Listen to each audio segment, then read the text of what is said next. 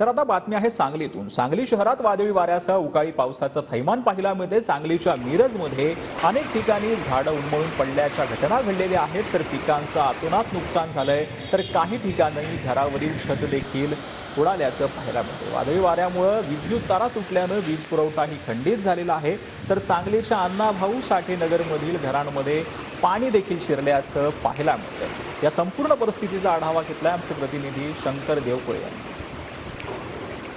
मिरज तालुक्यात आज दुपारी अचानक पावसानं हजेरी लावल्यामुळे सर्वांची तारांबळ उडाली होती। आपण पाहू शकता या मिरज तालुक्यामध्ये मिरज शहरात सांगली मिरज रोडवर अनेक मोठमोठी झाडे तुटून पडली होती।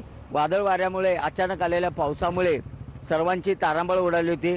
या ठिकाणी आपण पाहू शकता सांगली मिरज रोड जो आहे त्या मिरज रोडवर या झाडं तुटून पडलेले आहेत। त्याचबरोबर मिरज पंढरपूर रोड आहे त्या ठिकाणी जो रिक्षा स्टॉप आहे त्या रिक्षावर ही झाडं तुटून पडली होती।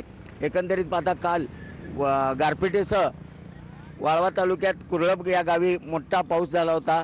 आज दुपारी मिरज तालुक्यात शहरात आणि पूर्व भाग आणि इतर भागात मिरज तालुक्यामध्ये पाऊस मोठा झालेला आहे। एकंदरीत पाहता नागरिक हे उन्हाळ्याने हैराण झाले होते, मात्र या पावसामुळे थोडासा त्यांना दिलासा मिळाला असला तर नुकसानही तेवढंच झालेलं आहे। कॅमेरामन योगेश सोबत मी शंकर देवकुळे, TV9 मराठी, सांगली।